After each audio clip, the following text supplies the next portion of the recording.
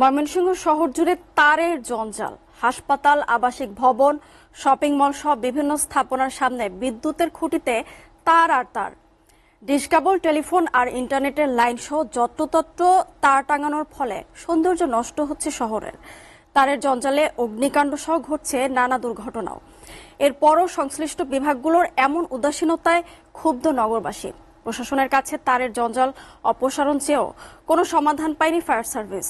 ময়মনসিংহ থেকে আলাদ রুবেলের প্রতিবেদন। ময়মনসিংহ বিভাগীয় শহরের গুরুত্বপূর্ণ সড়ক থেকে শুরু করে অলিগলিতে বিদ্যুতের খুঁটিগুলোতে তার পেঁচানো আছে বিভিন্ন সেবাদানকারী প্রতিষ্ঠানের। নগরীর চরপাড়া, তাজমহল, গাঙ্গিনার পাড়, নতুন বাজার, টাউন হল মোড় সহ বিভিন্ন জায়গায় মাকড়সার জালের মতো বিস্তার করেছে এসব তার। হাসপাতাল, আবাসিক ও বাণিজ্যিক এলাকা হওয়ায় থেকে যাচ্ছে অগ্নিকাণ্ড সহ বিভিন্ন দুর্ঘটনার শঙ্কা। আর মাথার উপরে সব তার ঝুলতে থাকায় মৃত্যুর ঝুঁকি নিয়ে চলাচল করছেন পথচারীরা। ইলেকট্রিসিটির তারগুলো ঝুলে আছে, মানুষের গায়ে বাইধা যায়, গলায় বাইধা যায়, হাইটা যাওয়ার সমস্যা।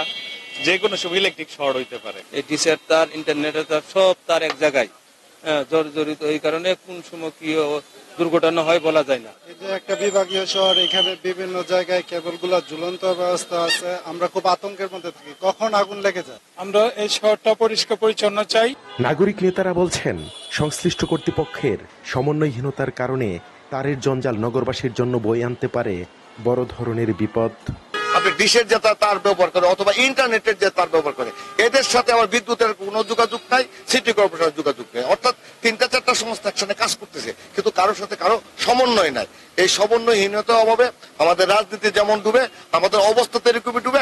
তারের জঞ্জাল অপসারণে প্রশাসনকে চিঠি দিয়েও এ বিষয়ে গুরুত্ব সহকারে কোনো পদক্ষেপ নেওয়া হয়নি বলে জানান ফায়ার সার্ভিসের এই কর্মকর্তা।